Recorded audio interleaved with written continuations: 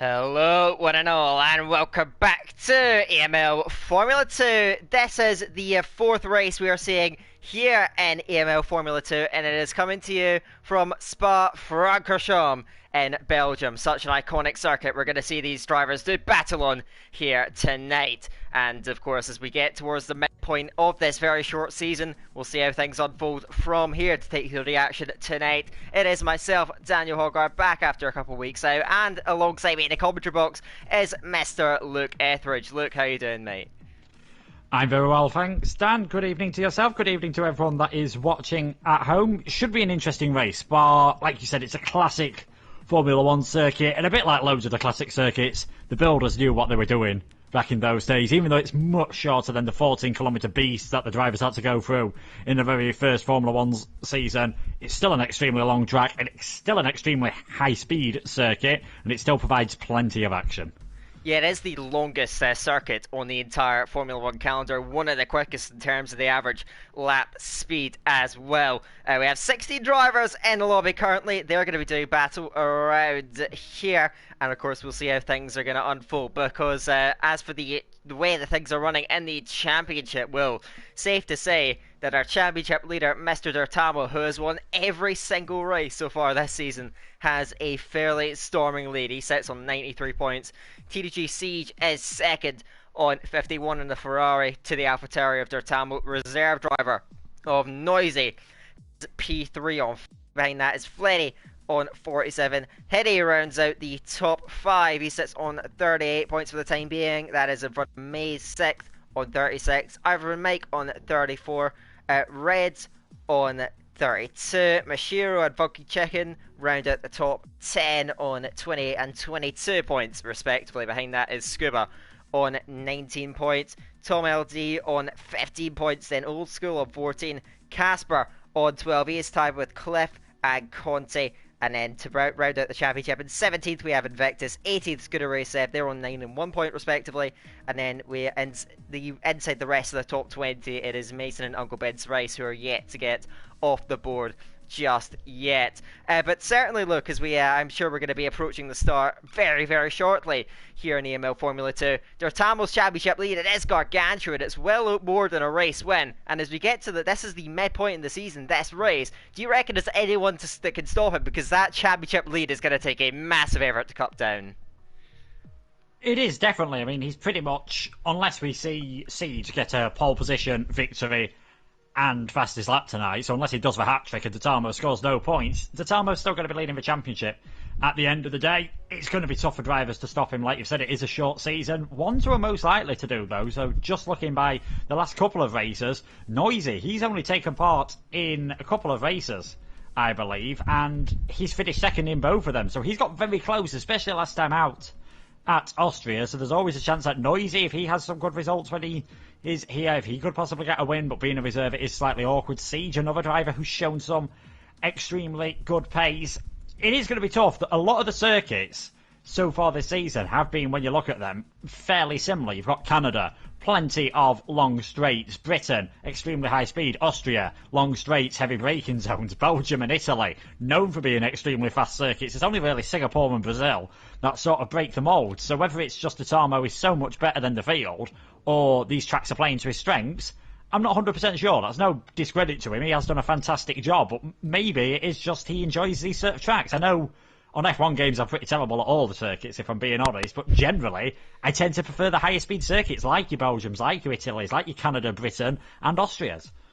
There's definitely that element of driving style that comes into play, and I guess, as you mentioned, we're not really going to see a discrepancy in the type of circuit until we get to, as you mentioned, Singapore and Brazil, the final two races of the calendar. But the other thing with D'Artamo is that he hasn't been dominant pace-wise in the races. He's just simply taken advantage of his opportunities. He's won races by very small margins, not least last time out in Austria, and so that's certainly a lot to be put into play as well. He's certainly not been dominant, but he's just managed to come through when it matters most, and that's what the other drivers are going to have to do. You did mention the very good recent form of Noisy. He came P2 in both of the last two races, and so he certainly one to be up there. You had Fleddy on the podium last week as well. He fought for the race victory in Austria as well, so there's a lot to look forward to, a lot to be excited about as we get towards the midpoint in the EML Formula 2 season, as we look to now load in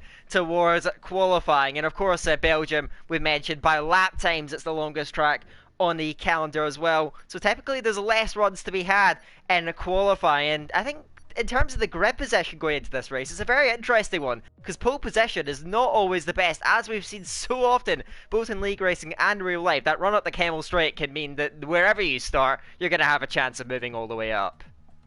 Yeah, definitely. What you need to do really is make sure you get the best possible exit coming out of turn 1, La Source. And if you're second or third on the grid, especially if you're third, you'll be starting on that outside. You can maybe get a good run round the outside of second place into La Source. And if you can follow the car all the way up the Kemmel Straight, I believe it was 2018 comes to mind, when you had the two Force Indias versus Sebastian Vettel versus Lewis Hamilton all the way down the Kemmel Straight. You've really got to get your elbows out if you're in the lead of the race, and you'll see it throughout the race, to be perfectly honest. 2 DRS zones on this track, one on the pit straight running into La Source, one down the Kemmel Straight, like you said.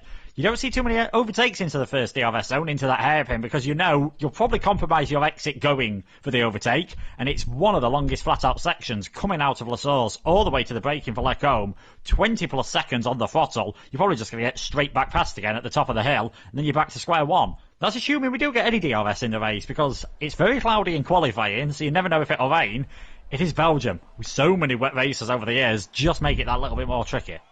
Yeah, of course, Spa, situated in the Ardennes Forest, can certainly throw up a bit of a surprise with the weather come the race. For qualifying, as you mentioned, it is overcast for the moment, but that could all change. We're going to have to wait and see how things will all unfold. We'll see how the first driver to go out on track will be in light up this track. 17 drivers are up to, so not a bad grid compared to what we've seen so far this season. It's good to see, and we're going to have a look at what these guys are all capable of as they now head out onto track. I believe it is the Alfa Romeo of Old School that's going to actually know his teammate Cam's a bit further up. Then he's gone out in the mediums, interestingly enough. And I'd say around this track, I'm surprised we've actually seen Cam go out on the mediums, because tyre degradation here, not as high as we see at many other tracks of the calendar. Starting on the soft tyres, not too bad as a strategy compared to elsewhere on the Formula 1 calendar. No, it is a fairly straightforward one-stop strategy, soft to mediums for everyone starting in the top 10. You'd expect medium to softs for those starting outside. Maybe this is Cam, maybe just admitting that he's not had a lot of practice and just getting an extra lap in on the medium tyres. Maybe not wanting to waste any soft tyres in case he feels like there might be a safety car later on in the race, or it might not rain for long. It might be raining at the start of the race and you might need a set of soft tyres for later, so we'll have to see. I'd be very surprised if he does get into the top 10 on a set of mediums. I think this is just more him getting a cycle lap, getting his setup sorted, just getting a bit of a banker lap in maybe before really going for it in the final half of the session. Yes, certainly, but of course you can't get many laps in here around Spa just because of the time constraints there, how long the circuit is in general. Everyone else looks to be going out though on the set of the Red Bull, the soft tyres, the quickest tyre that we have on offer, and so they're going to look to try and hammer in the lap times around here. Lap times around here are usually a little over 100 seconds. Let's see how these guys all measure up. You could see quite big gaps around here. It is relatively technical and of course very, very long. I believe it's 19 corners around this circuit, so a lot of difference to be made, and that's where you're going to see these drivers up to the test here. First up to the mark is Mr. NTL Cam. Let's see what he's capable of there as he crosses the line to kick off his qualifying session. Look towards the brake marker boards then as you get it stopped into last horse. Bit of a lock-up from the Alfa Romeo. Gets a stop, turns in and away, punching out of the exit in. Now, getting out of turn 1 into one of the longest full throttle sections on the calendar. Downhill to Rouge, uphill through Radio then, clipping the curb a little bit on the inside. You don't want to get too aggressive with that or you'll spin it through Camel and then down the straight up towards the second sector at Lecombe. Then you can see getting up over 330 kilometers an hour, looking to the curb, and then you get it on the brakes and in the fourth gear then through Lecombe and then up towards Malmedy. You see him opening up, crucial to get early on the throttle and punch your way through the exit yet again. Downhill now, heading in to Ravage then. You can see putting it in the second gear, short shift to third, find that traction through the exit, then into the corner with no name. Then you can see the clouds looming over the circuit in this beautiful setting as we head now into the brilliant pool corner. Then a little bit of an entry left. They did it in the second gear, runs wide and it validates. Then does Cam. He does look like he's still pushing out there on the lap for the move, and that is of course going to render that lap out of bounds then for the moment then as he heads it now into Stabilo. You can see him in fourth gear punching out to the exit again, getting early up to the throttle as he carries the speed through a curb pull for air, and now up towards another massive full throttle section as Cam then as he heads it up towards Blodge when a colossal bit of downforce. These cars straight away, that is easily flat out. But the next corner is certainly not. You prepare yourself for the end of the lap. The bus stops chicane in a third gear then. Climbing the car on the inside. He is going to push it right to the line this Cam. And of course the lap time will not count for him. But he does go over the line regardless. The 141.9 is pretty competitive, you have to say, on that set of tires. Scuba is then behind though. Crossing the line goes a couple of tenths quicker. And the Williams at a 41.7. And just behind him is his teammate then on a 41.8. So that's early doors. And the Williams getting lap times in. You can see some decent sized gaps right there, but Scuba up top then. We'll see how the rest of the drivers fare as we get into the first phase of session. A lot of lap times to come in now. Yeah, a lot of lap times starting to come in. Tamo's not too far away. He's just coming out of Blanchimont. Bit of a shame, obviously, that Formula 1 cars. It's fantastic, the technological evolution that they've had, but Spa's lost a bit of the challenge, especially through Eau Rouge, Radion and Blanchimont. Tamo now, though, heading towards the line, 141.278. I was thinking, looking at tonight, any driver who can get below 141 is going to put themselves in a very good position in this race as Fleddy puts himself into second at the moment. That was a very respectable lap, though, by Cam on that set of the medium tyres. That should give him a lot of confidence. But when he put the softs in, just a shame, though, that obviously he invalidated through Pujon. I think the drivers would rather run wide coming through Pujon, though, than going too much onto the inside. We've seen what that curb on the left coming through the first Pujon can do to you. It can send you spinning around. If you're lucky, it spins you off towards the right and you end up just flat spotting your tyres. If you're unlucky, it spins you off towards the left and you damage your front wing. Yeah, certainly. It's such high speed as well that is going to guarantee you quite a bit of damage in the race, especially. The drivers will be certainly, I imagine, as you mentioned, they'll be taking a warning rather than, of course, a spin and a trip into the barriers. Looks like the majority of the first runs of the session have been put forward. Quite a lot of invalidations, I think. A couple of drivers not quite putting the lap together around this very difficult circuit, it must be said. And so only 10 out of the 17 drivers getting the early marks in and legally. But still, more to come in, I think, in this early stage of the session. I think that's furthest along may well actually be either Mike and the Ferraris. Had a sold enough season so far then. Consistent midfield form. Let's see if he can continue that run then as he heads it towards the bus stop chicane. I see a few breaks in the clouds and the shadows beginning to appear then. A bit of sunshine onto the circuit and we'll see if the conditions continue to evolve. However, Mike to the line goes 10th just in front of Mason. 142.9 is just a little under 2 seconds off the provisional pole time for the time being. And so that is how the times have unfolded so far. Tamo crushing pole position in by 2.5 tenths of a second near enough then. But it's that lap time from Cam what it comes back to.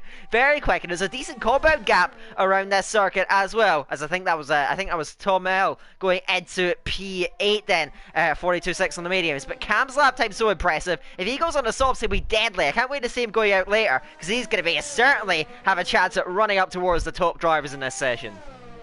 Yeah, definitely. You'd expect him to gain at least half a second on that time, probably more, with it being such a long circuit. In the race, soft and medium tyres are going to be the ones you'll see. You'll only see the hard tyres, I reckon, unless if there's an early safety car or if someone gets damaged early on, then you would want to take the hard tyres towards the end. It's not actually a long pit lane here at Spa whatsoever. It's one of the shortest on the calendar in terms of time that you actually lose. It's quite a short pit straight as well here at Spa, as Invictus now comes up towards the line. He goes 13th and slowest of all the cars. So strategy probably not too important if it stays dry and if it stays clean. If it does rain or you do get some safety cars, it might be interesting to see drivers that have started on the soft tyres, whether they risk it and go into the pits on the hards knowing that they'll be extremely slow early on, or do you just go for the mediums later on in the race, losing track position, but you can make overtakes around here.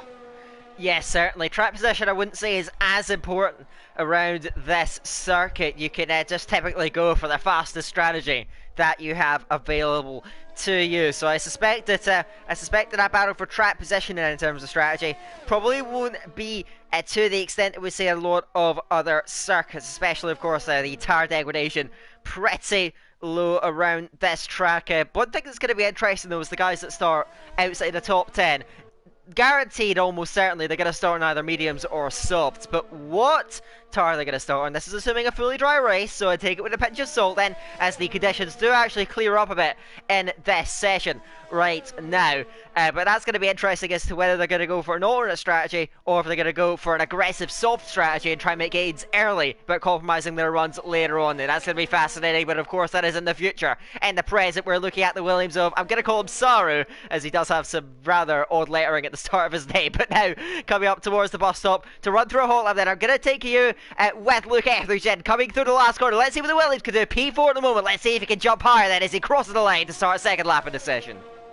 Yeah, you'll notice that interesting line to take through the bus stop, straightening up the car as much as possible, going down into first gear briefly before short shifting up to third. Best possible traction, he should push it down the hill past the old pit lane that they still use for a lot of GT racers, now coming through Eau Rouge, quick flick left and then uphill at Vadion. You can see the car decelerating there as the G-forces push it down into the ground, bottoming out there 200 miles per hour as you open the DRS, so that speed is just going to increase with the drag reduction system, reaching about 207 miles per hour, so 330 roughly kilometres per hour into the braking for Lacombe. Track started to rubber in slightly now, just a very small lift as he heads through Malmedy, now downhill into Bruchel. Used to be a lot of more gravel here than just at the edge. Lewis Hamilton nearly coming a cropper on his way to winning in 2010 in damp conditions. Through the no-name corner, watch out you don't invalidate at the edge, watch out you don't do a Pastor Maldonado either and run out onto the grass and lose a lot of traction. Now coming through Buhon, very close to that white line on the inside, flat out though easily through the second part, now into the campus chicane. Quite a high speed chicane, but this middle sector is mostly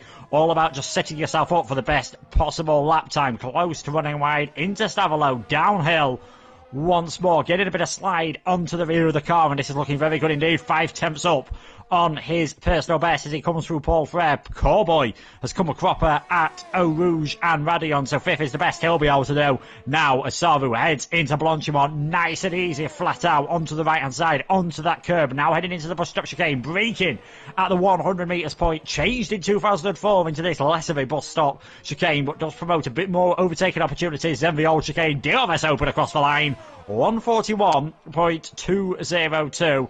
Very good lap indeed there from the Williams, and he's probably got enough time to get another one in on a fresh set of tyres if he so needs to. Yeah, and I think he will need to, because there's going to be a lot of improvements across the board, I reckon. Behind is Casper, he crosses, but stays in P7 at the moment, just a minute improvement. Let's watch the lap times fly in there, then up to the line. That was Conte. He goes just behind Casper, then he puts in a 142.4. There's another improvement, I think that was from Hedy, who just pipped Scuba in. He puts himself up in P4 and 141.7, but Dertamo crosses and goes fastest, and fastest by some distance. The first driver inside 141, so 140.946 for him in the midpoint of this session. But Fletty behind is up 2 tenths of a second through the middle sector, now to the last sector, out the last corner to the line is Fletty. He improves but not quite by enough, then he remains in P3 for the time being. I think there was a Robin up to the line, he's just kicking off a flying lap. Then behind is the Williams of Scuba, half a second up, conclusively up. He crosses and loses a bit of time in the last sector, but is again able to back up his teammate. The Williams going strongly in this midpoint of the session. So the Tabo response at the moment, goes to the top yet again by just about 2.5 tenths of a second. So he's decently clear for the moment then, ahead of Sara and Scuba. Those guys stacking up at a 141.2. Very impressive, but their Tabo's had the edge over everyone else, has not yet been troubled sustainably. He's the first driver to the 40s, and that lap time will be very tough to stop in the final stages of the session. Yeah, fantastic lap from him, especially when you consider a lot of other drivers are finding half a second improvements. Both of the Williams, Saru and Scuba getting themselves up into second and third. I'm just currently on board with Tom. He's in 10th position, just coming around Stavolo and Paul Frere at the moment. He did his first lap on the medium tyre, so I'm interested to see what he can do on the softs. Yes, there'll be some track evolution, but a lot of this improvement is going to be from having a set of soft tyres. Don't be surprised if he starts challenging Hide for the top 5 position in the racing points. He's going to get a very mild slipstream from one of the Ferraris ahead of him. I'm sure we'll be very thankful to Ivor Bryn Mike for just getting in that tiny bit of assistance on the way down to the bus stop chicane, but it's been a nice clean exit. DRS open, just clipping on the ERS on the exit. He goes just behind the McLaren in the end into 6th position. Yes, old enough lap from the Racing Point man. He is just in front of Corboy, who will slide down the order with that unfortunate incident at Orozu mentioned it. Must have got it wrong. I imagine getting on that curb that sent him spinning into the wall. We did get to see it, but unfortunate for Cowboy. After a decent first lap, he will be starting no higher than 7th and likely lower than it must be said. I think we are still seeing a few drivers out there. I think Invictus is still out there in the Mercedes, but he's got to find a bit more time if he wants to push himself further up. He and his teammate May struggling a little bit comparatively in the 43s for the time being. Invictus now heading up towards the bus stop chicane, getting onto those brakes then from 8th gear down into the 2nd gear. Bit of a hesitation through the entry, and the Mercedes getting out into the line. Massive oversteer moment then, opens the DRS, crosses, but that did cost him dearly, and he remains in 15th position. Behind us, NZL Cam, who now comes through. Let's see what he can do. So we're inside the final 4 minutes of the session before the clock expires, and so their time is running out for these drivers to get the lap times in. But we saw Cam, how impressive he was on that set of the medium tyres. Now on the soft tyres, more grip to his name, more grip at his disposal. Now he's going to try and put it together then as he heads up through Radio then. Of course, Cade flat out then, keeps it valid through the exit then, all over the curb. DRS is open and away he goes then, up towards the end of the first sector then, getting up to the high speed you're going to see on the track then, with DRS, and now it closes, he hits the brakes, heading in to Lake Compton. Bit of a slide, he's into Malmedy then, just been able to hold the car together then, of course heading into Brazil. It is downhill, and you're turning and trying to lock it up. You can see the tires locking, smoke getting off it, but he's able to keep it together now to No Name Corner. He keeps the car on the road then, right up to the white lines, just keeps it on track, and just keeps it aligned in the midpoint of the circuit. Now it's a pull on, let's see if he's valid this time. He is nice and tight through the run, through the high speed section, and now getting up towards the campus section, getting onto the brakes again. 4th gear, a little bit of oversteer, a little bit of understeer after, as the car's not quite neutral, not quite underneath it, but he keeps it going now. And to Stavlo, getting to the exit, a bit of oversteer again there. He is purple to the middle sector, gets onto the throttle yet again here, up into 8th gear now, heading up towards the run, towards the line. Now just 2 minutes to go in the session. Drivers sitting here for their final runs now. Everything on the line here. Cam now preparing for the run to the bus stop chicane, getting onto the brakes about the 100-metre point, then locking up in the 3rd gear, keeps it in 3rd, down in the 2nd through the final corner, then just about keeps it clean through the accident. It was a 41.9 on mediums, but on softs the 41.2 then puts in P4 for the moment. Another driver on the 41.2. Good lap from Cam, but a lot more to be seen. A lot of drivers on out laps. There Tam with 2.5 tenths clear, but the Williams and everyone else chasing. Can the championship leader holds on to it? A pole position would work wonders for his championship hopes. Yeah, it would be an extra 2 points. Everyone pretty much on an out lap now. The only drivers who aren't, you've got Invictus in the pits. His session will be over then. Corby obviously is retired. Cam's on a in lap, so he won't be able to improve. And Siege on his hot lap now, coming through No Name. He's got to get this absolutely right. There's a yellow flag at the top of the Kebble Straight. I think that's just Cam's Alfa Romeo getting out of the way. Siege not really finding the apex there at the first part of Puhan. This is the problem when you've left it right until the last minute, especially around a circuit as long as Spa. When you don't get as many opportunities, you're scared to go right towards the end of the track on some occasions, so you're always leaving a couple of hundredths at every single corner, and round the whole lap you're probably a couple of attempts down, and that's what happens if you do invalidate. Siege will be starting. He's going to have another chance here, but he'll be on older set of tyres, and he's going to have to save a bit of ERS, so Siege very possibly could be starting at the back of the grid. And that is not what he wanted at all then. And the Ferrari, he's still actually pushing out there and using his battery. And so he may well have compromised himself, but he's going to go again then. I actually know my mistake. He dives to the pedal and he's accepted his fate. Maybe he didn't have enough fuel to go again. The Ferrari man will not be improving later on. And so we have to turn for the rest of the drivers then. Siege out of the way, out of the session. Now let's see what the rest of the grid have up their sleeves to round up the session as the clock expiring soon. We've got a lot of drivers that just, I think, are going to reach the line in time as they all look to get their desperate last gasp efforts in to get lap times on the board. Just 20 seconds left. The Williams just made it. I think Dertamo will just about make it as well then as he sets up the lap. So everyone out then. Let's see what everyone can do out then. First up, let's see who is going to be furthest along then. Charlie is on a pretty good lap then. 13-4 through the middle sector as Cam has crossed the line and he settles for P4 at the moment then provisionally,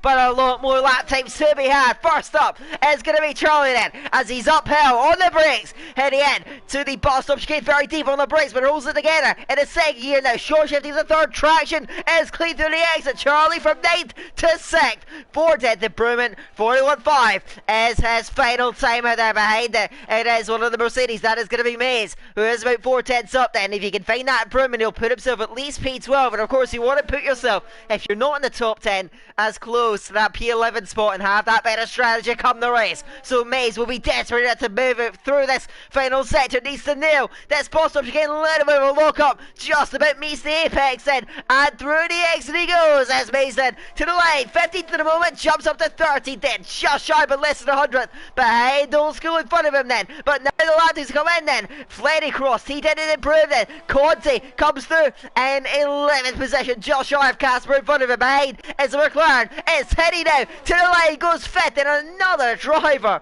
on a 41-2, remarkably close in that area of the field then. Next up, Old School 8-10, Sub backs out of the lap though, so he's not settled for an improvement. Next up, Williams, it is going to be Scuba, who was down in the middle sector, but finds a bit more in the last sector and just pips his teammate again on a 41-2. Behind it is Dertamo, he's up yet again here in the AlphaTauri, the championship leader, flying again, cross the lane, and improves again then. Still on a 40.9, his teammate though, just about got into the top 10 there, Robin, a P10 for the moment then, as I think that is going to just about round up the session. So Dertamo improving late, dominant, crushing pole position, Scuba just in front of his teammates. Run us through the results. Look, that was a dominant run though from Dertamo, nearly 3/10 clear at the front. Yeah, so much quicker than everyone else in that session there. Very close between the two Williams drivers though, Scuba and Savu, 2 thousandths between them. Cam in 4th place, only really getting one lap in some very good times in that session. Old School showed that he definitely had pace. He'd have been up there with roundabout where Tom and Corboy would have been. Corboy, another driver, he had a few steering problems through O-Roads. That's what's caused his retirement. He definitely had some steering problems afterwards, I imagine, when he had only one front wheel or maybe none attached to his car. But Old School could be one to watch on that alternate strategy. And Ivor Bryn Mike's not done too bad this season either. He's in 15th. Both Ferraris that are 15th and 17th, I expect to work their way up the order. Yeah, certainly they're going to be fascinating to watch come the race then. Those two Ferrari drivers have actually done pretty well between them in terms of just picking up the points on a consistent basis so far this season. Ferrari actually second in the constructor standings for the moment, and so they've had a very good season. Of course, Siege actually second in the standings again. Look, very overcast for the race then. So far staying dry, but we're going to have to see how things evolve. If it's going to clear up like it did in qualifying, or if it's going to start raining. We'll get a good idea of, I imagine, the conditions for what tires people are going to go on. Usually you get a bit of a split outside the top 10 between soft and medium runners, but everyone went for the softs in qualifying. We're going to see how things unfold, but that overcast condition is going to be interesting. Do you reckon it could go wet? It's hard to predict the weather here in Spa, and as always it's going to be hard to predict the racing result as well. Yeah, most certainly. One thing that you can predict, though, is when the game comes up, everyone who's played F1 2020 will know when the game comes up with those windows on your strategy, 6 or 7 windows of what the weather is, you can basically always predict that. If the game says it's going to rain, it's going to come a couple earlier than what it says at that situation. So if we see a few drivers going on with soft tyres here, I think that's probably more of a sign that we might get some rain. Anyone on the mediums is pretty... if everyone goes on the mediums, we're pretty much certain that it's going to at least be dry or not rain until later on. I'll be very surprised if we see anyone go for the hard tyres unless they are hoping for a safety car. And looking at the tyres, everyone outside the top 10's on the medium. So I think we can safely say it's either not going to rain until very late on in the race, or it's just going to be a full dry race.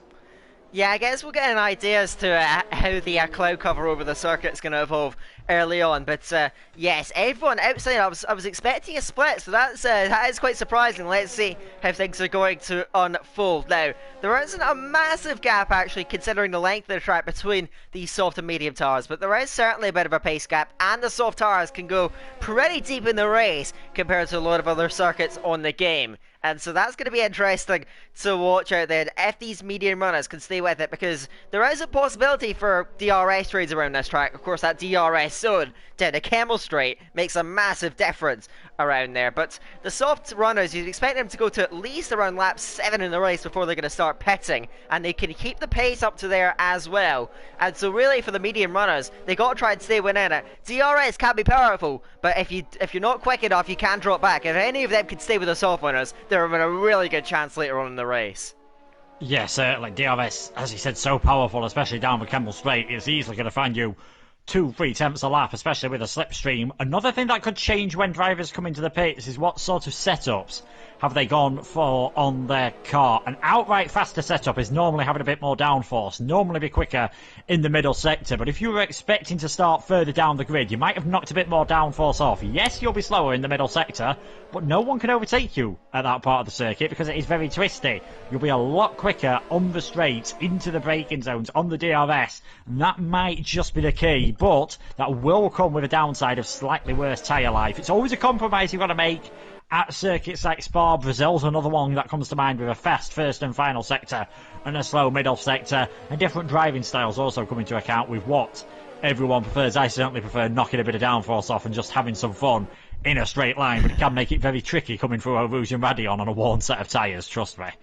But as we actually had Sauer then, I think he may have come together with his teammate or maybe Cam behind him, because he's going to be he's got disqualified for the formation lap starting. Luckily it was further down the line, so he will actually be on pretty decent tyres, but watch out for him on the start, and I think he can maybe make those tyres work. D'Artamo guides them round to the grid though. School will be starting alongside a bit unusual Spa, because Pole starts from the inside line, the dirtier side of the grid, but of course you have that shorter run through turn 1, can claim that high ground, but the run up the Camel Straight is going to be fascinating. We'll see the different downforce levels come into play as well. 22 laps in front of us. Let's see how they unfold. Let's see how they fall as now everyone settles on the ground. The lights coming on now to build up to the 7th round. We have 5 lights. And we are away for the Belgian Grand Prix from the front of the grid. There's Tom looks to have got away well, and he's going to clear in front of Scoop off the start, then spearing across the track. One of the racing points there, that was Tom L. Looking at turn 1, but Tom moves away and clear for the start as the Willie's battling behind it. Scoop already has to the start then, who's under pressure from Cam, who's got heading up on his outside in, but of a gap appearing behind us, side by side up the Radian. Contact and Cam out. Oh, wait, he's somehow risking and spearing into the wall. That's Casper, and the Red Bull went off then. They were battling all the way up there then. As Sauer moves back in front of his teammate at P2. D'Artamo leads virtual safety car deployed. Somehow Casper still in the race. He had a massive run into the wall then as the race neutralised. I'm not sure if he came to get another car or if he lost it on his own. But Casper going off on the opening lap then, massively compromised. He's going to need a full safety car to get back in the race. Disaster at the start for Casper. Yeah, especially because he started on those medium tyres. He's got to come into the pits, put the hards on, and that alternate strategy has gone terrible for him. Siege and Invictus, both with 5 seconds penalties. He'll have to serve them in the pits, and they won't be able to get rid of them. And Mays is going to go past a pair of them here, getting into a bit of contact with his teammate, and Ivan Mike is able to take advantage of that. So the Mercedes and the Ferraris swapping around. Mays and Ivan now leading rather than Invictus and Siege, but a wonderful start from D'Artamo. Got an absolutely fantastic start. Scuba was a bit slower way slightly, and in the end Sava was able to get ahead before the VSC came in. That was crucial for him. Cam and Hide coming together.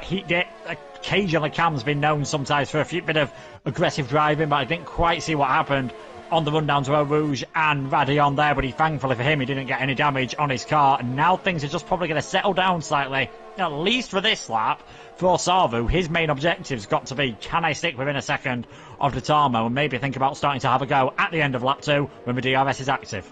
He has pulled it back a little bit then after their tab was shot away off the line. He got past his teammate and he's looking good as Scuba is actually struggling a little bit more to stay in contact. He's going to dig it and keep in that DRS range. Further back, Cap trying to go on the offensive then. He's tucked in under the rear wing of Flynn. He's surely not going to go for an air, but he is right underneath him as they head up through Radion. Right with the red, who is he going to pull out down a cable straight? And he gets alongside and they go parallel now. Down the straight then. The overtake will come in handy for Camden as he cruises his way round the outside and slots himself in a P6. Cam moving up after disaster at the start then. So he is through and in front of the Uredo driver. Next up is Heaney to try and challenge then. He's trying to stick with Scuba, and Scuba struggling to live with the pace at the front then, it must be said, that he's dropping back fairly significantly. Doesn't have any visible damage, but so far, after he out-qualified his teammate, he's not quite been able to find the same amount of pace. He's stuck up behind Sorrow, dropping back at the moment. Heady as well struggling to stick with Scuba, so the gap's opening at the front then.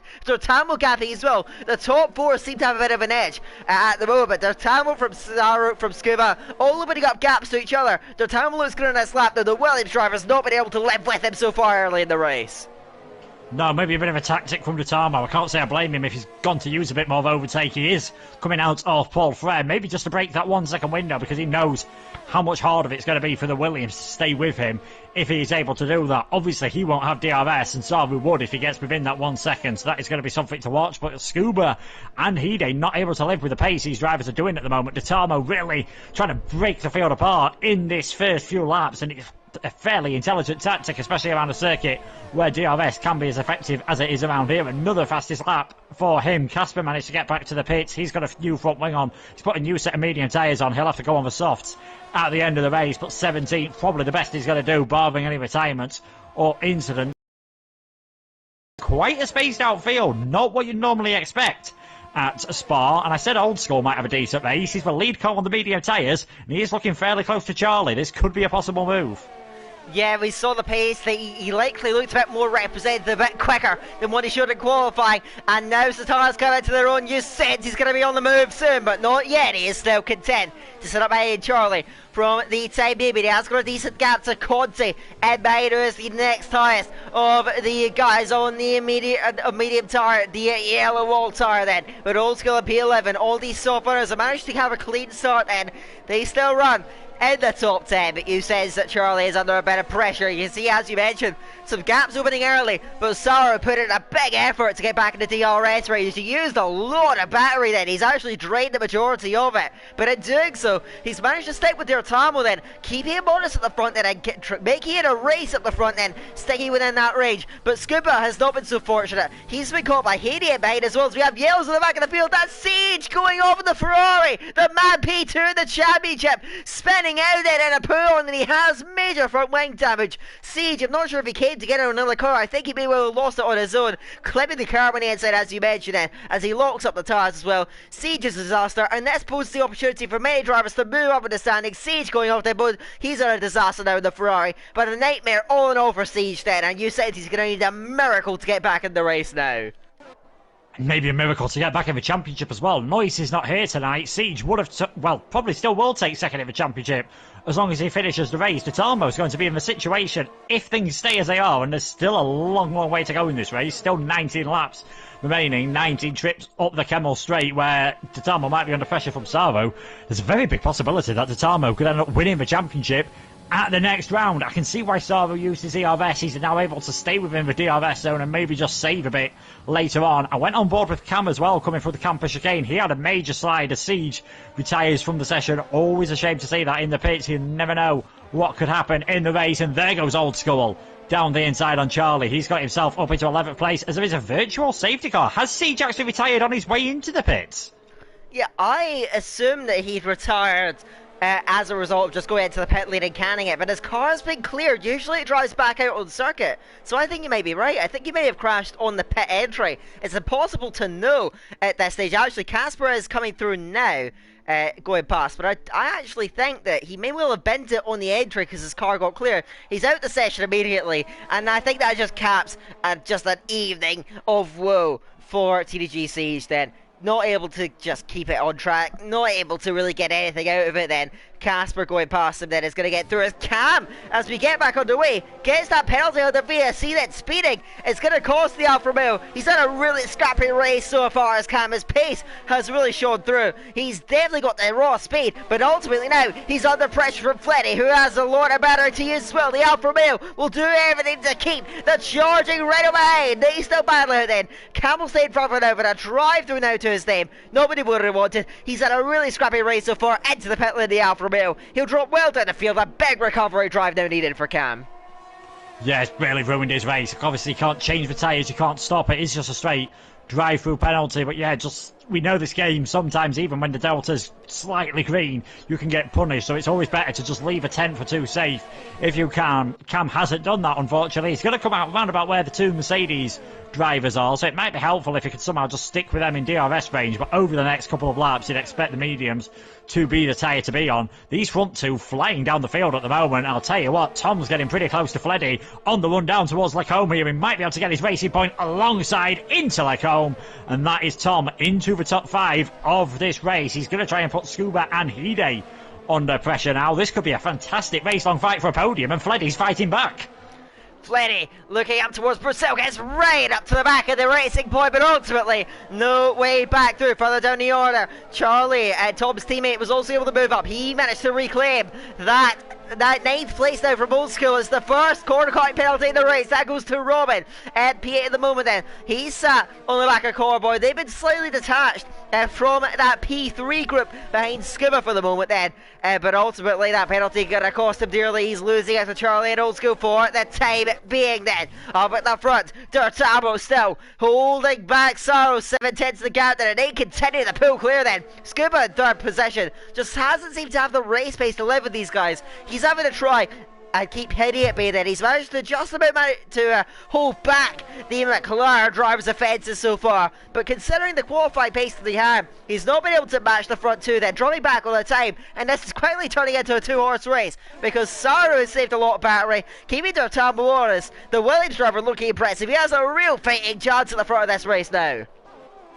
Yeah, but we've seen our first pit stop, and it's Charlie. And if I was Scuba, I'd be tempted to do something different here. You've got to go for an aggressive undercut if he wants a chance of winning this race. He's about 3.2 seconds behind Savo at the moment. Thankfully for him, Hide's not really pressuring him too much, so he's not having to go ultra defensive on the run into the bus stop chicane, onto the run into Lacombe, so he can sort of just drive his own race at the moment, but he just doesn't seem to have the pace of those around him. Charlie coming out on circuit on the hard tyres. It was a bit of an early stop, and surprised to see the hards getting used. He should have no tyre worries in terms of life, but they might not necessarily be the quickest towards the end of the race, so we'll see how that works out for him. I think Scuba's got to come in this lap if his teammate doesn't too, and just to try something different, because that gap is growing. He's now 4 seconds off the lead of this race after only 5.5 laps.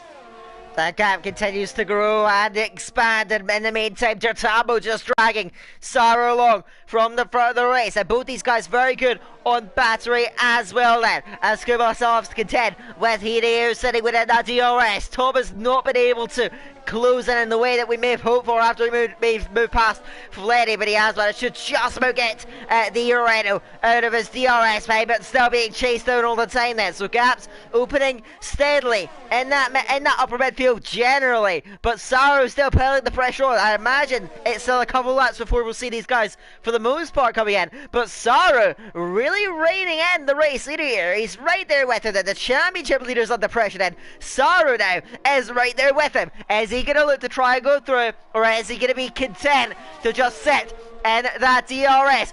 Tom is the second of these soft runners to go in, and a Corboy follows him. So these guys going in early on lap 6, then the leaders staying out. We'll see what tires they're going to go for. Maybe it's going to be mediums, but it will still be a stretch to get to the end of the race. But look at Saru going up towards the race leader now. He's going to have to slipstream in DRS all the way up the Campbell Straight. Turtamo moves to the inside line. He's content, I think, to let it go. Through goes Saru to the lead of the race then. He cruises past Turtamo, now leads from the AlphaTauri. So he gets gets the move done then. Up to the front of the race. Tom will be with him. They're still holding on in front of Scuba. As further down the order then, Charlie, of course, staying out, trying to jump in front. He wasn't able to get in front of TTML and Corboy, but interestingly enough, TTML going for the hards like Charlie did, but Corboy going a bit more aggressive. Medium tires going on. Fresh tires. There will be a struggle to get to the end of the race, but he'll be rewarded. The extra grip he'll have, he can try and chase down the racing point. Corboy going aggressive. We'll see if it's going to pay off for the Red Bull man.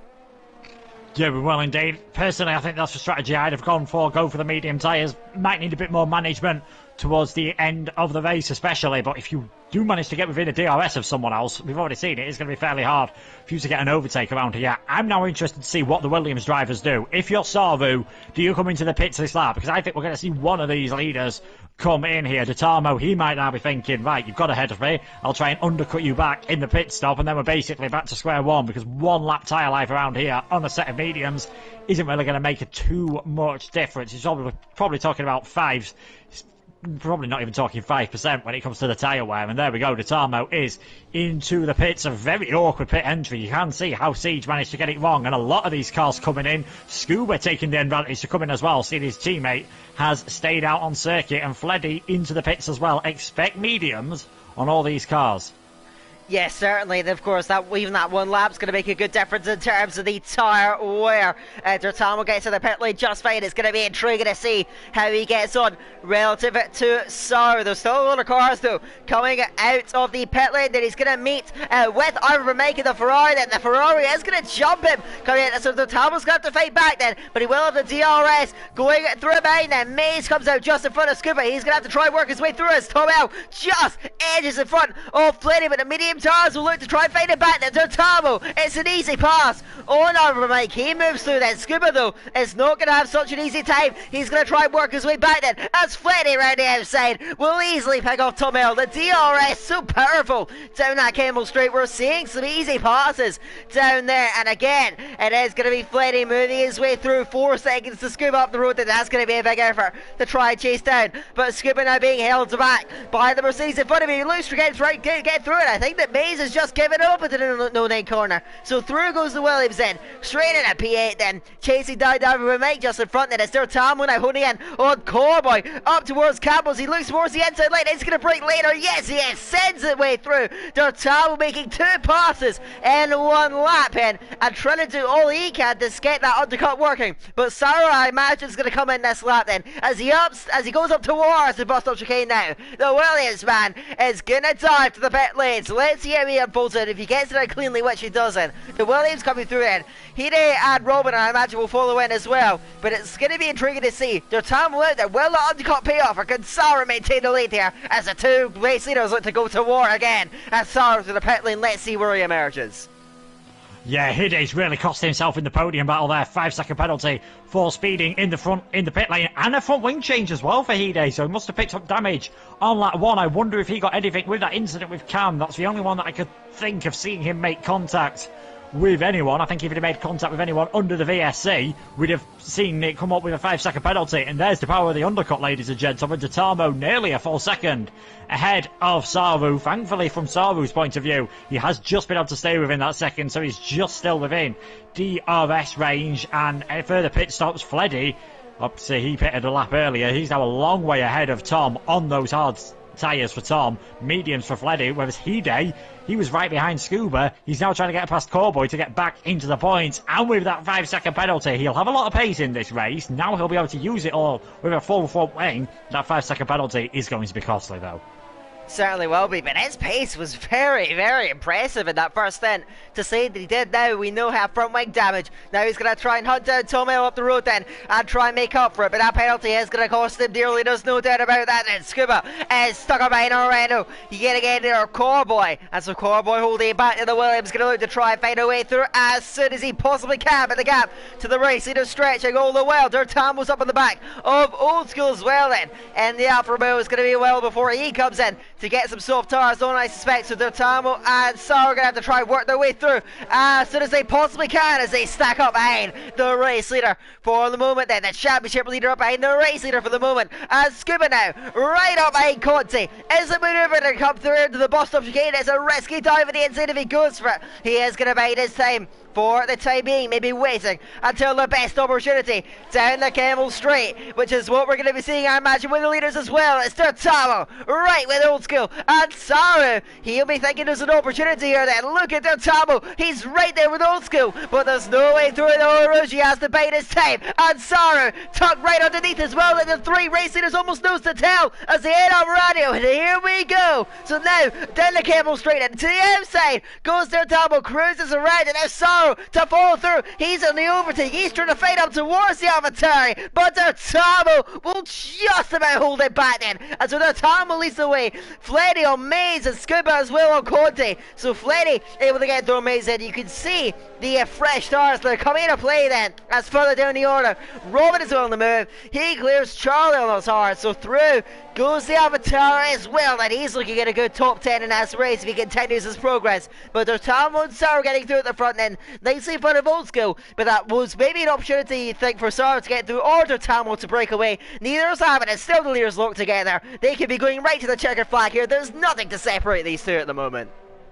Yeah, even the VRS is almost identical. We're talking about 6-7% between the two of them at the moment, but Saru could probably afford to just save a bit more, stuck in behind the Alpha Tauri on some of these acceleration zones and use it maybe later in the race, which might be the best idea now. Just keep it nice and steady, just stay close enough that you're within DRS range, but far enough away that you're not getting too badly affected by the dirty air. Of course, his tyres will be getting ever so slightly warmer than the turbos, and they will be ever so slightly more worn by the end of the race, but save yourself a bit of fuel, save yourself a bit of ERS, so that when you do attack, you've got a fantastic chance to get ahead and maybe even stay ahead. I think it'll all die down between those two for the next few laps as well. Scuba, it was crucial that he got past Conti, and that Conti wasn't actually able to retake that position into Lacombe. He's now 2.2 seconds behind the Williams driver. Fleddy not looking too bad for a fourth position at this moment in time. We'll see how the racing points are doing on the hard tyres though. Charlie we've seen get passed by a few cars, and I think it won't be too long before he is trying to have a go at Tom, who might just be saved by the fact that he's got Maze ahead of him.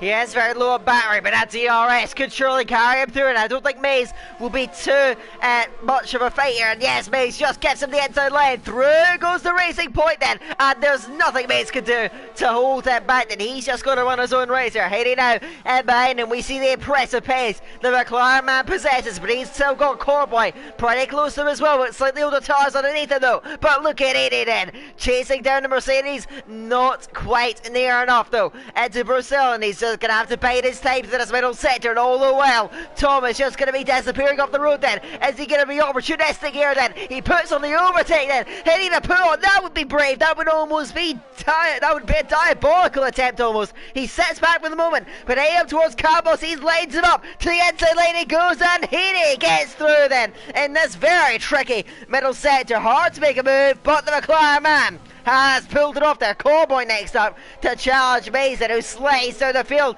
The effect of younger tires versus older tires coming into play here, as now Red Bull chases down Mercedes as they head now towards Blodgimon. It's a tough corner to go side by side. You have to be brave here, but Corboy is going to send it through on the inside line, and Mace sweeping round the outside. He's not going to be up this one, and they still run parallel up towards the bus stop chicane then, but Corboy, brave on the brakes, runs wide though. Maze not giving it up just yet then. Wade goes the Red Bull, coming out of the bus stop chicane then, and Maze getting up alongside him again now, heading up towards Los Osos. He has the outside lane now, but he is held by Corboy, heading through turn one, and he does keep holding that place. Maze wasn't going to get that one easily though. He had to give it in the end though. Corboy through, but he might be at the Mercedes up the road. Sar through to Tamo now. Another swap at the front of the race, and Sar moving past her Tamo. He's content to go to the front of the race. He has more battery as well. Sar to Tamo going at it, flitting an arm from Mike, and he gets swapped by the two Rhinos. Through they go as well then, as Maze coming back at Corboy, and he had to late come, and he gets the move done. Mercedes through him Red Bull. Corboy frustrated. Maze pulling clear at the front now, and ultimately it's allowing Haney and Todd to gap in front then. Corboy's got good pace, but he can't use it at the moment. Yeah, it's not like Maze was overly defensive, and I don't think he went overly attacking there. He's just got such a good exit. It all started with Corboy making that mistake into the bus stop chicane. He ran wide, he was offline coming through the bus stop. That meant he didn't get an optimal exit. He was offline coming out of La Source, and that just meant Maze got such a fantastic run out of La Source, and with the DRS, I think it'd have been stupid for him not to go for that move at the moment. He's been very sensible. He knows his drivers are in a different race, but that doesn't mean he's going to purposely drive slower just so they can manage to stay ahead of him. Bit of a disaster then for Cowboy, who is going to be getting a bit frustrated, and this might allow Robin to get slightly closer. I think in the next couple of laps, though, we will see a few of these medium runners come into the pits. Maybe not this time around, but I think lap 13 we'll see the first couple come in. And the two Renaults are going at it out there on the circuit, and Conti not letting his teammate through very easily. It's allowing Government Mike back into it, and also Tom Ellen and Heaney to close it for behind as well. So Fletty's going to get a move on here, and he's tucked in behind his teammate, but can't find a way through just yet. And the race leader's still out there on track, but I think Saru might just have enough in hand over to Tamo, who may well just be content to sit, wait, behind his time, and fall like a thunderbolt when the opportunity arises. But Scuba is not displaying such patience. He blasts round the outside of Old School, who simply cannot hold back the advantage of DRS, and through goes Scuba. He's sitting comfortably in the podium as now the Renaults go at it again, flying to the inside of Conti, who this time cannot hold it back then. Coreboy getting past Mace finally, and Heaney and Tomel going at it. Heaney gets through on the racing partner Harris, who tries to fight back, doesn't have the grip, doesn't find a way through. Through goes to McLaren now, up in 8th place, and runs a bit way through Marcel, but he'll hold on to it. Next up in his lip list as I remember Mike just up the road there, who's set up behind Conte. Those two running now next to each other on the road for the moment. Hayden's going to try and chase these guys down. Tomeo going with him. Coreboy, that gap's opened up there as I remember Mike picks up a penalty. A few drivers pick up penalties, certainly at this stage of the race. That can make all the difference, and especially that lead battle. One penalty can swing the pendulum either way between Saru and Tamo. Yeah, if there is one penalty for either of the drivers, the smart thing to do would be to do is, if let's say it's Tatamo that gets the penalty, the smart thing to do if you're Saru is just to let Tatamo by and hang in his DRS. If Saru gets the penalty, if you're Tatamo, you're also just going to stay in the DRS. Yes, it's not the most exciting thing to do when these guys are racers. I think the racers' instinct would take in and they would go for the move, but you wouldn't really blame them for just sitting back. I'll check if either of them are actually close to getting a penalty at this moment in time. Saru has kept it absolutely clean, as has Tatamo. As the tyres weigh, you might see a couple more warnings, but they can afford to push a bit harder. And we have got the first pit stop from a set of the medium tyres. Ivorbrin Mike is covered in. He'll have 9 laps to do on the soft tyres, and he will come out in 14th position, but he will have plenty of pace later in this race.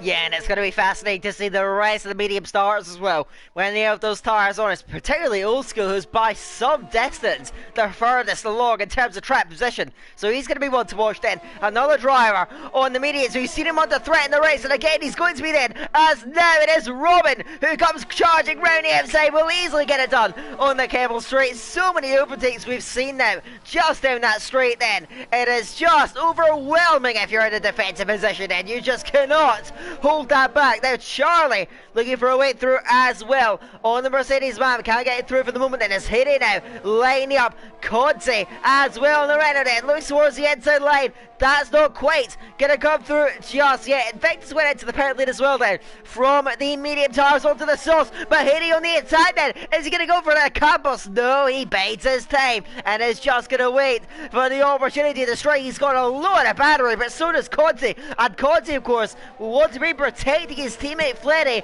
a little bit further up the road, who has an MP4 in his sights at the moment, does the Renault man. So Hitty is going to fly here, he's going to charge, and he still has Tom, who is right with him, who's displaying really impressive pace on the hard tires, it must be said at this stage, and is still keeping the McLaren man all on his toes. So let's see if there's any more pit stops, and it is Old School diving to the pit lane. Is Conte going to go in as well? Yes, that is going to release Hitty, and Tom Hill continues to never see the medium runners diving in then at this midpoint in the race then, and they're going to have 8 laps to do now on the tires as they come in now, getting them on nicely. The soft tire is going to go on. Where does Old School emerge? If he's up there behind some medium runners, I said this could be an overtaking showcase from the Alfa Romeo man.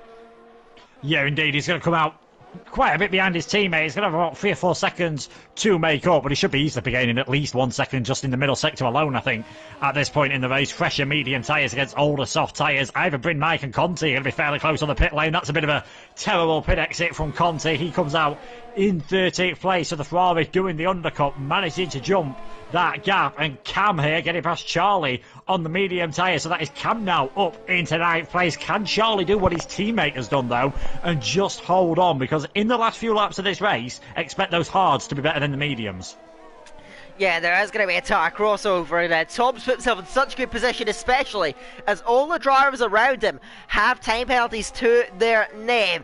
It could swing back towards him, and Tom L could be on for a potential top 5 finish as it stands for the moment. And if someone else up in front has some issues, it could swing even further in his favour then. Still the race leaders go at it, and Dertamo getting a little bit closer to Sar now. He's just 2 tenths away, heading through Blodgimon. Is he going to go for it earlier? He's right up behind him, looking to the inside line. Doesn't go for it just yet though. He knows it would be unwise to commit too much too early then. But of course, both these guys clean in terms of the warnings then. Well clear of the rest of the field then. And both with almost full ERS. Saro's actually got more than Dertamo, so he's done really well to hold on at the front. But you sense now he's going to be under pressure. Dertamo is right with him, and I guess now you're going to get a good indication as to his mentality here. Is he going to really go for them? But Saru blasting away actually then, heading up towards. He did use quite a bit of battery then, 7 tenths clear, and he sees off Dertamo. He's bringing that slipstream. Saru looks a bit more racy, a bit more content to hold the race lead, whereas Dertamo looks more content to just sit there and wait. Saru breaking the slipstream, using the battery, doing everything he can do, but I feel like Dertamo's just waiting for that time to strike, and then these guys go at it. Dertamo's going to wait. I think it'll be a few more laps before he really makes his move up towards the race leading Williams. Yeah, I think the other Williams, though, could be in a bit of trouble. Scuba was 3 seconds slower on his previous lap. It looks like he's made a mistake into Lacombe, and all of a sudden, Fleddy is fairly close to the back of him. Neither of these drivers with a penalty, so we might see Fleddy get another podium this season. He's had 2 so far. Could he make it a 3rd here? Looks like 3rd place is the best he'll be able to manage, and of course, we've seen Scuba struggle with pace early on, but Hide had that broken front wing, so whether that affected him too much, I'm not sure. It definitely didn't look like it affected him a lot. Cam's flying up the field a bit more as well in 9th position, trying to get onto the back of Robin, and currently Cam and Robin are on the same amount of penalties as either been. Mike picks up another penalty. That could be costly for him. There's plenty of close battles going on throughout the field. I think every result is going to be up for grabs towards the end of the race. 6 laps to go. And Saru's still just hanging in the lead, but surely soon Dertamo's going to make his first move.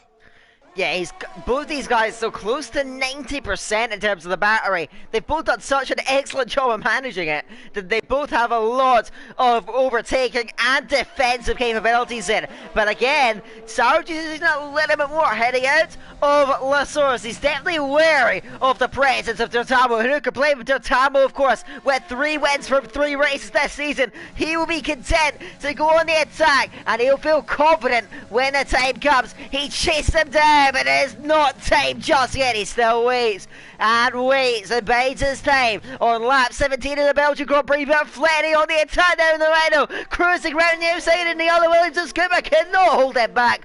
Through goes Fletty up in a P3 then, and Scuba's speed dropping off drastically at this stage of the race then, as further up the road that Cam attacking Robin. He's also going to cruise through on the Camel Straight. Another couple of overtakes down then, but up the front, Fletty making the move stick on Scuba. Scuba really struggling at this stage of the race. Now Fletty now through. Hide as well is quicker than him. He's managed to get away from Tom L behind him, and he needs to get a move on this Hide. He's clearly got a load of pace here, but he needs to dig in there, because 5 seconds of penalties still costing him to the racing point, and the hards will probably come into their own relative to the mediums. He's chasing down Scuba though. Scuba's still struggling. Fletty though up at the podium places. He's got another podium in sight here as the Rhino. Yeah, definitely. Casper sets the fastest lap of the race on the soft tyre, so might get himself a bonus point for that. I wonder whether him and Invictus will be swapping over fastest laps and maybe pit stops later in the race. If I was Hide now, he's just got to try and push, get within the DRS range of Scuba and try and break that 3-second window. He knows he's probably not, even if he passes Scuba and Fleddy, he's probably not going to get far enough away, but a top 5 is definitely still on for him here. 5 laps remaining. Saru, 100% ERS. Dertamo, 99% here. So they've got no problems with power management whatsoever. Plenty of places, of course. Plenty of heavy braking zones for you to recover your ERS around here. And again, Saru just uses a bit more coming out of La Source. That is where it seems to be most effective. That's where I prefer using it on this track. A bit like Kurz on the old F1 games, in the old F1 cars, just giving you that short blast of acceleration and then maybe saving a bit later on in the straight, and that seems to be working now for Saru. He is able to stay in the lead, but surely at some point Dertamo's got to realise that time is running out. I think lap 20 could be the lap we see the move from Dotamo. I'm gonna make a prediction there. There's a bit of spinner, and that's either Bryn Mike into the exit of the pit lane. Very lucky not to get disqualified for that. Yeah, and he gives up that place though to Maze. A lot of time penalties, a couple of mistakes. It has been a difficult race for the Ferrari man, and who slips to 14th position. And behind TTG Maze now moves up into P30. He's lower battery as well as Mike. It has not gone well so far for the Ferrari man. The Alfa Romeo of Old School though is on the move. He has managed to finally bridge that gap towards Charlie in front. He's penalty free, which is going to make you good for him. As further down the field, they're still fading away to into Melbourne. He did. Mike trying to force his way through up Maze. Maze will see it off just about. Ferrari and Mercedes fading away, but Maze holds the Welshman back for the time being and just about staying in front now. But Old School now up towards Charlie, and he could be gaining a lot here because of the penalties of some of the drivers in front then. So you can look at a solid top 10, of course. All the drivers finishing the race will get points, and of course the objective is to rack up as many as you possibly can up the road. That is actually, you're seeing again, it's actually Casper and Invictus going at it, and at the back of the field every position matters, every fight matters, every point matters. And so Casper moving through, and Invictus will swing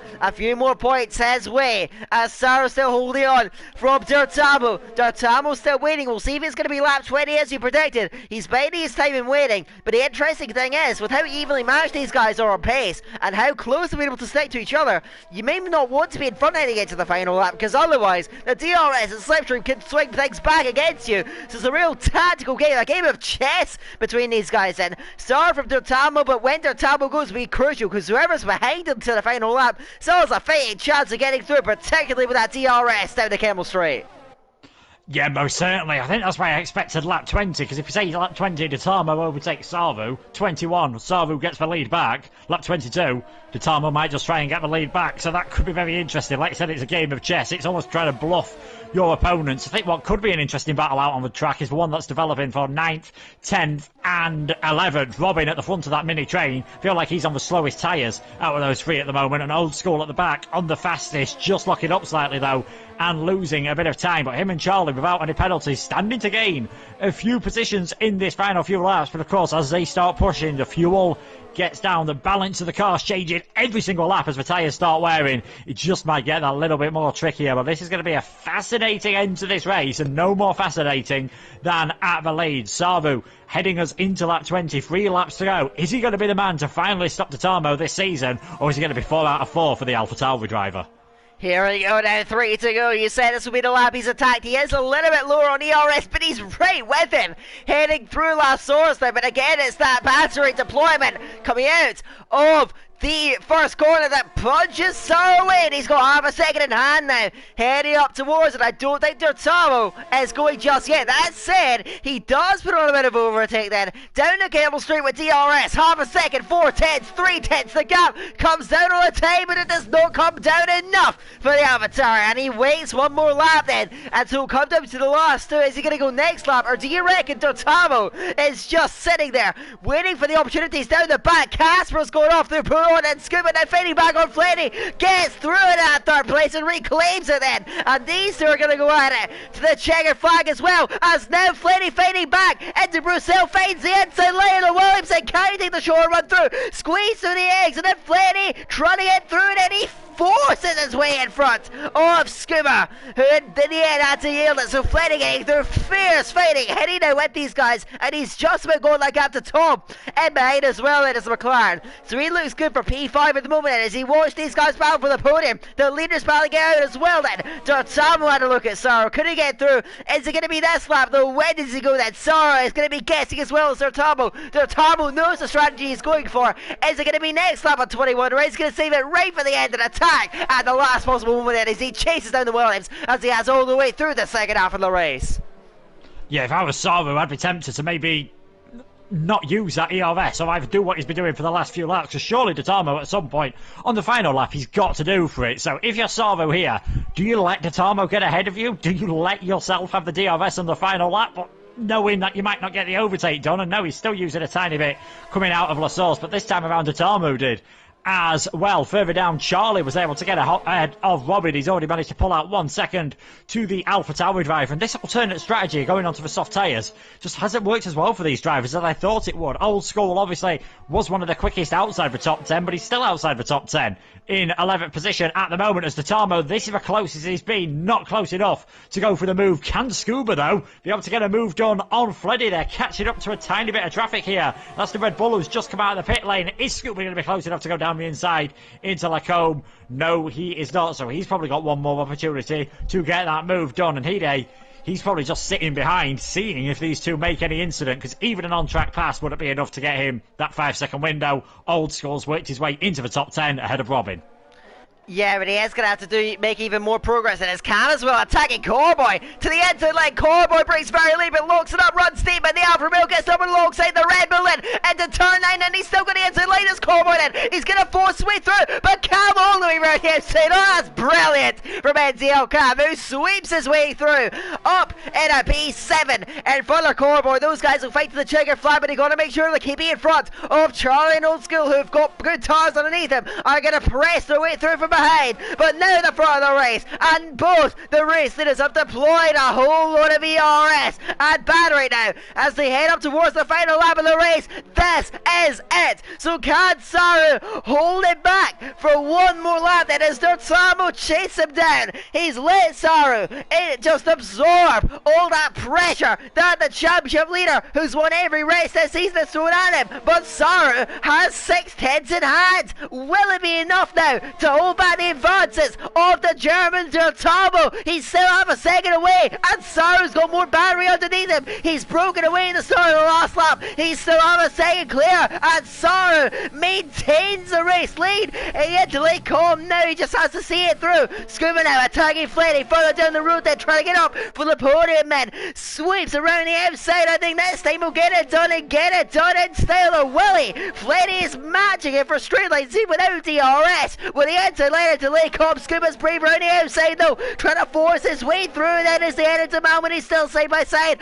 Fletty holds the inside line now, working through the exit, and the Renault gets in front of the Williams. Brilliant from Fletty to hold on for the Irishman, and now heading on the attack as well then. So Scuba's gonna have to really work to get this podium seat out then. But Saru's away, and I think Dortamo has just spent everything he had, and he wasn't enough then. Maybe he should have went earlier. He took a massive gamble by saving it for the last lap, but now away goes Saru. He's got 40% to use then. Dortamo has chased him all the way here. The pole setter who has dominated the season might finally be shown that he is not invincible. Saru in the end. Dortamo threw everything at it, but he's not going to be enough. And Saru, in the end, he fends off everything that championship leader throws at him. And out of the final corner, Saru wins the Belgian Grand Prix. Stunning, absolutely stunning from the Williams. Dortamo in P2, Fletty will hold on in the end. Teddy actually works his way through on Scuba. It won't matter in terms of the final positions, but he does get in front there. Fletty on the podium, great drive defensively from the Renault man. Scuba P4 then, and Heaney will hold on in front of top. But down the road, Charlie and Old School are fighting to the line then. Alfa Romeo and Racing Point drag race to the line. Who's going to come in on top here? Through to the line is going to be Charlie in the end then. I think Old School may have bugged out actually, because he has dropped back, but Charlie does get P8 then.